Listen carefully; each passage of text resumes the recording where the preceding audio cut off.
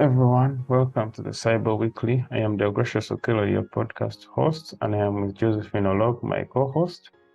In this podcast, we talk about cybersecurity and all matters related to cyber. I am glad you made it.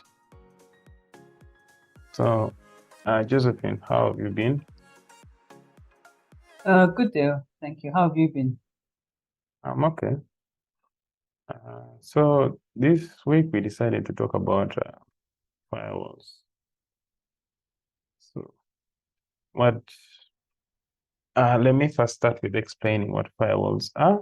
Then we'll now dive into like the implementation of it and why is it important. So with firewalls, basically, it works as a preventive method to block traffic from going in or out of a particular company's network or your own device itself. So basically, that's what a firewall does, blocking traffic coming in or out. So you choose based on particular rules you set to allow particular network from working or from not working. So if we start from that point of view, Josephine, in terms of implementation and in terms of costs, have you dealt with such situations before where you require firewall? And how did you handle such situation? Okay, I think in everywhere I've worked, in all my experiences, is setting up a network. It's almost you really need to have a firewall in place because ultimately what the firewall does is it monitors traffic which is coming into your network and going out. And obviously it's almost like you have your inside network which you trust, and then you've got the connection to the outside which you really don't trust. So the firewall, it can be that thing which filters your traffic and says, is this safe? Is this not safe? So in my experience, it's always been a requirement that you have a firewall in place.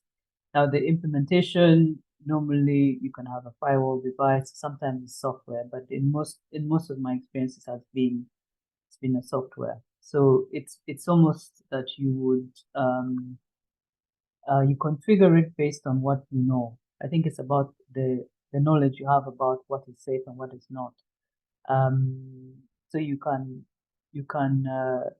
use it to filter your traffic. So if there's traffic that you feel, for instance, if you're an organization that doesn't allow certain types of traffic to go out from email, you can filter that to do that. So especially where you prohibit, say, your employees from sending external emails, that's something that you can do.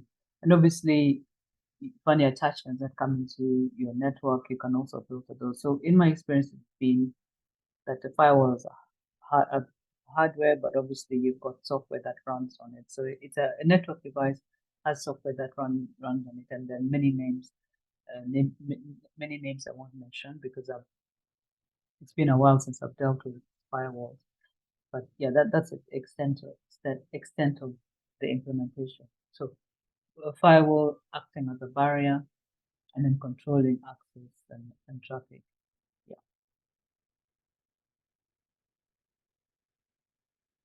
So have you found it beneficial in terms of being one of the guardrails for an organization? Let's give an idea of maybe an organization just starting up, and like in your experience of fintech, where does it start from in terms of like, okay, when do you now say that, okay, now I want a firewall, I want a server, I want all that? So where do you start from when it comes to that? I think it needs when you build a network, you need to look at all the different components, and I think critical amongst them would be having a firewall. So it's like you with a network, you obviously have uh, devices connected, you have your links, external links, you have your servers, etc. your network devices as well. I think as you plan on building a network, have your security inbuilt so that you're not adding it at the end. I think that's important. So it's a critical component of your network. So now, as much as we talk about firewalls, do you find that it has to be tailored with the next topic we are having, which is threat intelligence? Do you find that it has to be tailored with threat intelligence and it's supposed to be constantly updated? Yes, I think what the added dimension that advanced threat intelligence is, I don't know whether you defined it for Yeah. for the for the for the for our listeners, but it's about gathering information about the potential cybersecurity threats, vulnerabilities. So it's not just uh, stuff it's stuff that you want to find out. And of course, you can use different sources. There are different, perhaps industry specific groups, different agencies that provide that information. So because you're gathering that intelligence, then that whatever you get, the information that you get needs to be incorporated in in as knowledge into your firewall settings so that it helps you to then filter traffic based on upcoming of new information. So it's not your firewall is not then built on static rules and perhaps old information, but it's constantly updated.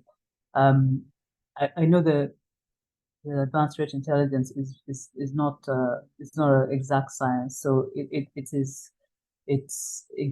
important that the people who are managing the network understand what is construed as a real threat and what is construed as perhaps something that might happen, but also to use that information that is real information to actually change rules on the firewall, because that's what you ultimately need if you're going to make changes on the firewall and you're going to filter traffic. It needs to be based on some fact.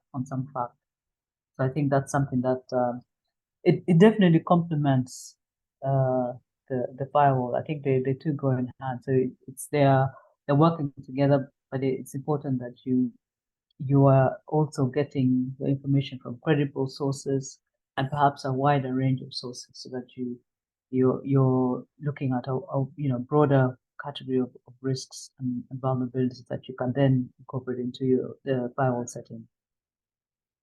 Okay, that's interesting. So, in terms of threat intelligence, still, do you find that it's feasible for you to keep on updating your information concerning that? And when you're updating it, these credible sources, do you find that it's better to work with a vendor who you actually know is credible? And when it comes to vendors, do you trust open source vendors, or you actually trust someone you actually pay to make sure that you know that when things go wrong, at least is accountable in some way, and you have particular AUPs, something like that, or SLAs, something like that, in terms of like the usage? Yeah, I think it's a tough call, but I think you need to base it on as you say, it's your trust level with the vendor. So if you've had a good history with a vendor, and the vendor is somebody who's well known in the market and has a good reputation in the market, then there's no reason why you wouldn't do that. But also, I think there's many um, industry forums, industry specific forums, government agencies that are definitely very credible sources of information that you can use.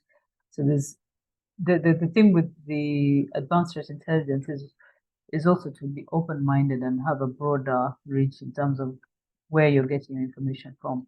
Perhaps if you just use one vendor that you've been using, you might miss out on what other government agencies are saying, or what industry associations are saying. So it's important that you have a broader thing. But as I said before, you've got to decide what you get from that threat intelligence and what you can use to then update your firewall rules or your settings. And it's not, by the way, confined to firewalls, because you obviously, people have other systems that they run, other security systems that you can integrate advanced threat intelligence with. So things like the security information and event management systems that people have, intrusion detection and prevention systems, and all that stuff. I think those are things that all those things can ultimately use updated information that you would collect from advanced threat intelligence.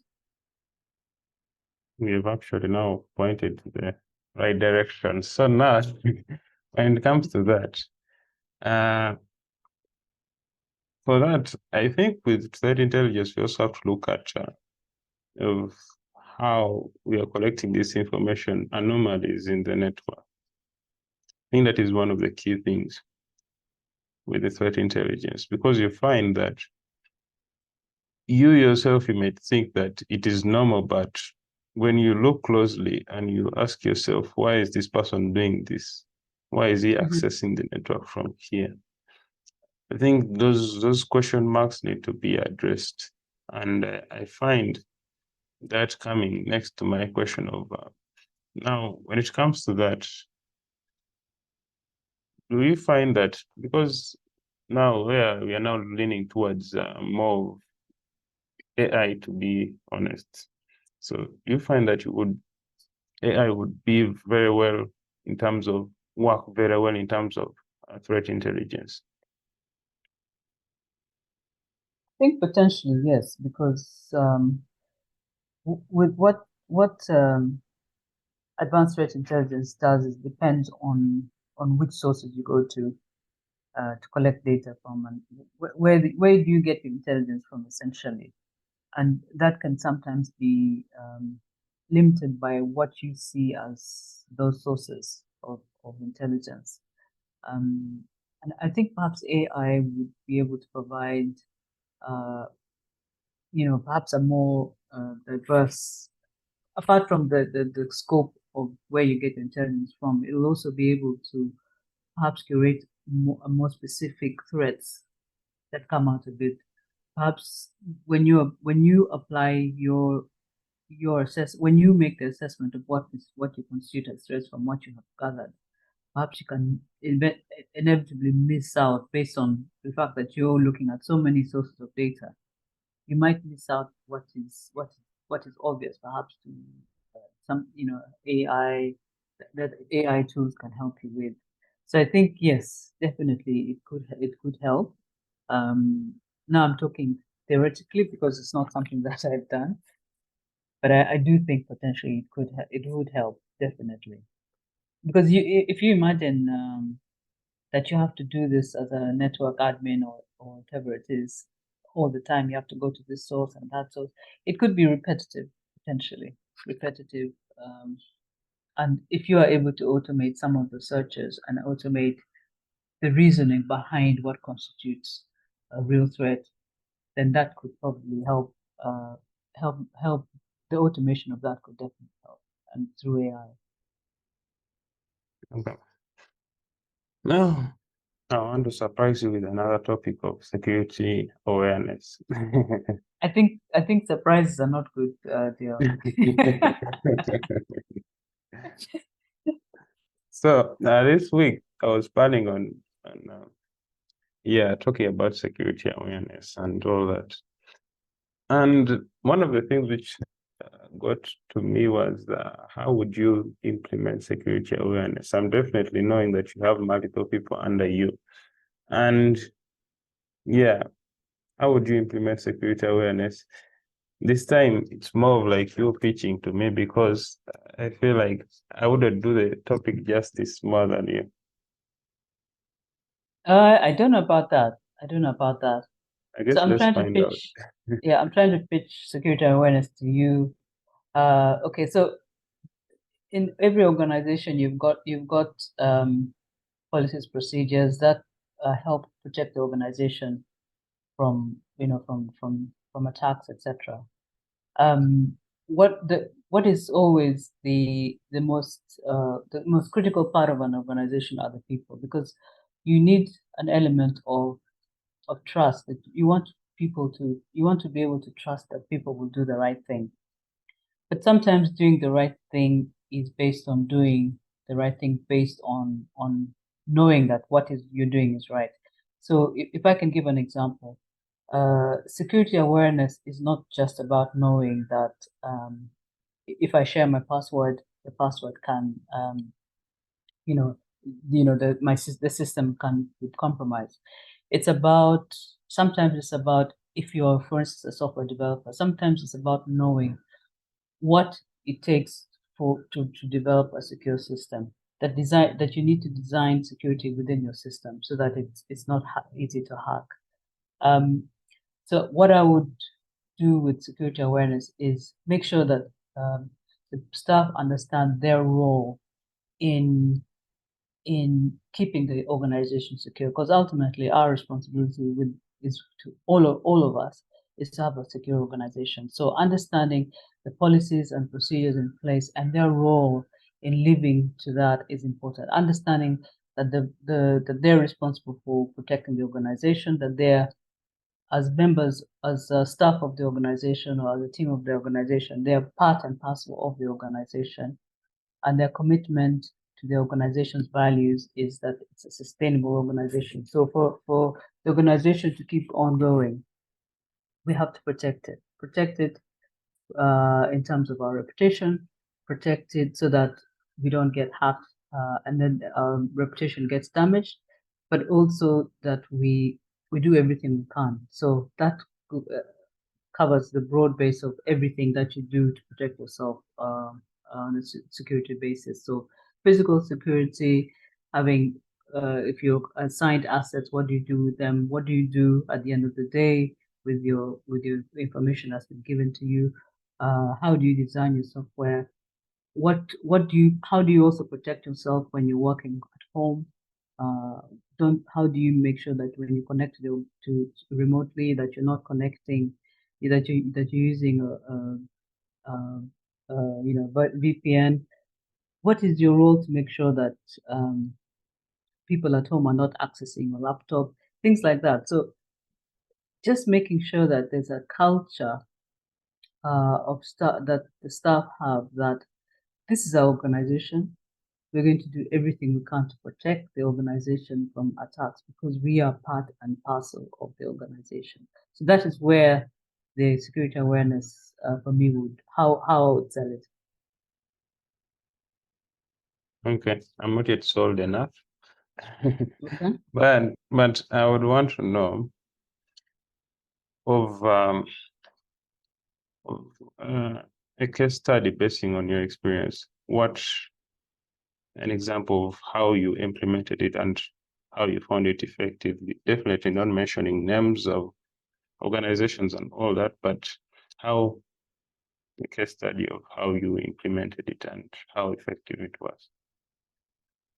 I think if it's hard to measure effectiveness, but definitely it's I think it should be a policy that you do very frequent security awareness, and that can be anything, but perhaps have specific training that talks to the different things, whether it is, I mean, having a basic understanding of what the different components of security are. So what is malware? What does a hacker look like? What is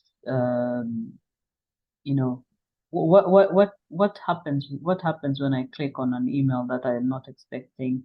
I mean, those things where you need to be aware that potentially if somebody sends me an email and I click on it, that could mean that the whole network gets compromised, because that means now that malware, whatever it is that they've sent, is sitting now in my network and able to do anything that they want.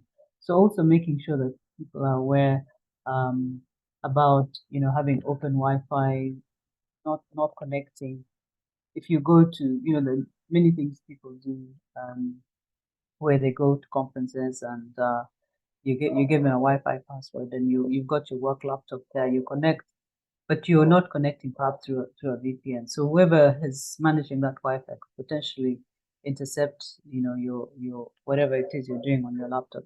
So there's so many different components of it, and I think in organizations that I work for, it is about we try to have um, a monthly issue that is raised. It could be you can send. There are many sites where you can send fake malware messages, see how many people actually pass that test. So do that on a monthly basis, and then culminate that into an intense, because October being a cyber security awareness month, have a daily things where you're bombarding the staff, not bombarding, but looking at different aspects.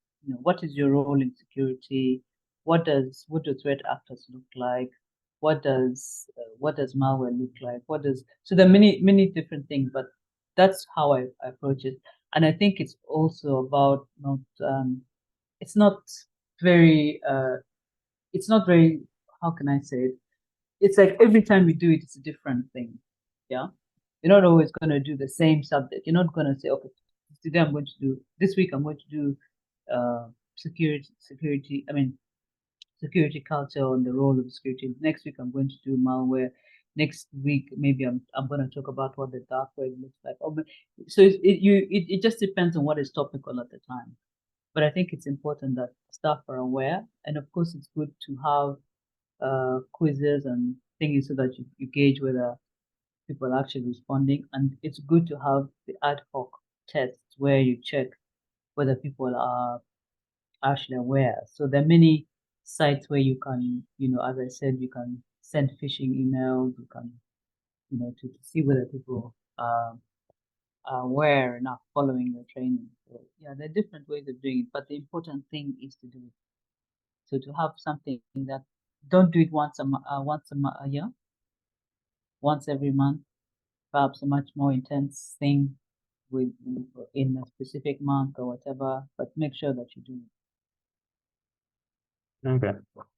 So if now we're talking about this on a board level, if someone approached you concerning Security Awareness Month, what are those key expectations you would have for this program to be successful? And yeah, basically that.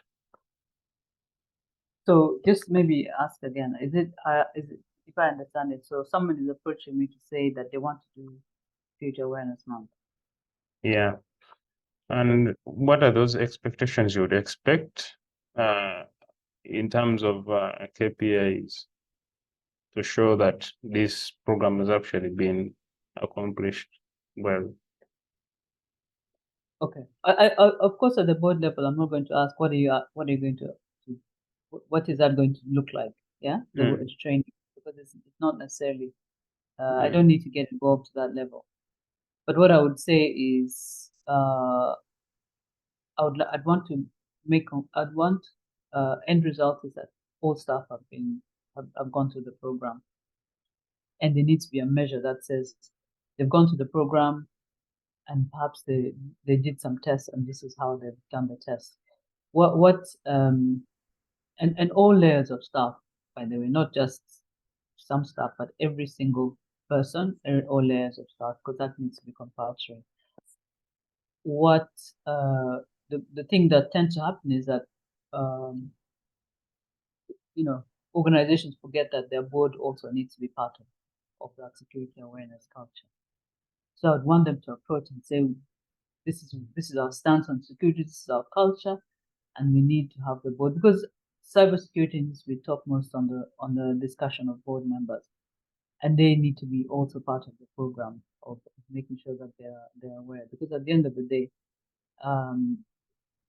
it's a critical an important matter for the organization, but it's also critically important that board members are at the level where they understand what the risks are to the organization, and awareness also needs to talk to what that risk means to the organization.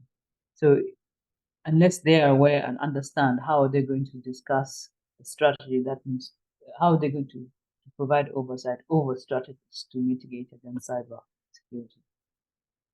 When it comes to that, do you find like there's a particular budget you would expect, or since they're like these sites you can go to, you don't expect them to be asking for much in terms of income? I think it depends on what the initiative is, but I do expect there will be some budget. Whether it is getting external support to do that awareness, whether they do it in-house, whether they need some tools to help test the awareness. I do expect there will be some budget component. And cybersecurity, but the component of the cybersecurity budget should not be perhaps as large as the tools that you need to make sure that you're protecting your organization against attacks. So having whatever the tools you have, whether it's the CMs or the intrusion detection, protection, all those tools. I think definitely there should be a budget allocated to those, but a component of that cybersecurity budget should also be awareness. So, do you prefer external or not external? Because you might be worried that perhaps by them coming in, it might show that there's a flaw in your system or anything like that. Or you'd prefer someone on the inside to do that work. But again, with the person on the inside, let's say people are already used to him, so they might not take him seriously because they know this is my guy. Yeah? So what would you prefer? An external person to do the security awareness mark or an internal person? I think the external person can perhaps give you like a training, a one-off training. So not that it's an intense every day that they come or whatever. Because honestly, one of the best security awarenesses that I had was I think at the ISACA conference, there was engagement with the company that was doing who was showing us how they do the penetration testing. I don't know if you remember that company. I forget the name of the company. But when they were able to demonstrate how easy it was for them to have an organization when they're doing the penetration testing and the fact that they look at everything, the physical security, how to open locks, padlocks. There's some things which I had overlooked I had not really thought that much about, but the fact that they were able to demonstrate how easy it is. Whereas it might create some fear, but it also provides you a level of assurance that these guys are so good at being able to hack your organization. And imagine if you are able to protect yourself as far as possible from those kinds of hacks. Perhaps you would have nailed it in terms of a level of protection where you can have some level of comfort that, okay, fine, at least if these guys can't get past me, then at least I have something. But I think that's a level of comfort that you want to have in in your organization. And I think sometimes seeing things from that perspective can open your eyes and make you realize how sometimes cybersecurity is not as sophisticated as we make out. It's sometimes as simple as somebody walking into your office. They have a laptop, maybe they're able to plug in and they're in your system. Sometimes as simple as your staff being compromised with 1 million shillings. There's some very small things that can happen. Sometimes as simple as somebody comes into your office, your staff has left the thing unlocked, and this person is able to look at all your previous sessions, log into using those previous sessions, and they're in your system. Yeah. So I think that definitely can help. As I understand, you're from a software background, right? Yes. So when it comes to software, do you find that it is convenient for you to have a software which does most of those things of threat intelligence and all that, and security awareness? My question is a bit odd, but Yes, it is. do you find that an example being security awareness being taught? There are companies like KnowBe4 and all that, so they'll come in with their own softwares to, teach people. Do you find it being very convenient to have softwares which are able to do? Yeah, I think this is just another tool, isn't it? So the Yeah. software is another tool that you can use. And I don't think you should confine yourself to just saying I'm going to only use software. I'm going to only do this. As I said, it needs to be different perspectives, different ways of doing things. But definitely being able to track people's performance, because having software also allows you to run the quizzes and keep track of who's if you have a big team who has done the training, who hasn't, so you can follow up, perhaps send reminders. So there's a lot of functionality that you can leverage on if you're looking at it as a training tool that has been developed already on software. So I think it definitely helps, but not just to limit yourself to that, but also I think having a real world perspective of what is happening on what can be, how your organization can be hacked. I think that helps. That's also important in terms of your awareness, because sometimes we take a lot for granted. We don't imagine that it can be that easy. We don't think twice about not changing passwords. We don't think about twice about reusing passwords across applications. We don't think about ever even being hacked on that level. So I think having that combination will definitely help. Yes, it's just all about security awareness being all about broadening people's perspectives of what security is all about. And like the way you talk about passwords, if someone doesn't know like something like a password manager, they'll struggle with learning each and every password for every site, and they'll keep on going and repeating the same passwords everywhere. Yeah. And I feel like as we continue along the way, you find that people, when they get through these programs, they get to now, know that this is not a good idea. Oh, I should stop this, or I should try this to make sure that I'm secure. And it has to start from, I feel like you should also think about it in a family level, that you find that making sure that you set up proper an antivirus, maybe an intrusion detection system in your network, because if you don't do that at that level, because sometimes they don't need to compromise you specifically, they can go through someone you already know, your family member, your doctor, your what, and they're able to compromise you. So you have to think about it at a bigger level.